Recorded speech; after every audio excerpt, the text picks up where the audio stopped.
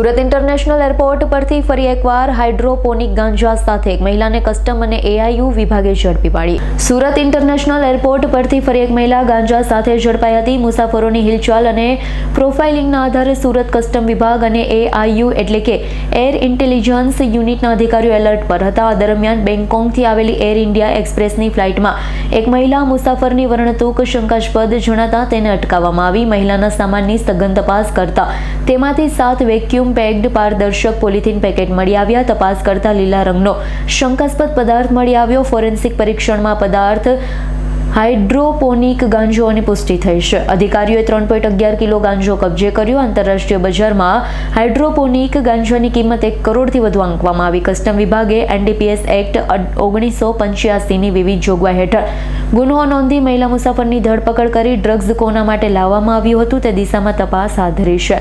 Bureau report S9 news Surat. અમારી તમામ માહિતીથી અપડેટ રહેવા માટે જોડાયેલા રહો S9 ન્યૂઝ સાથે.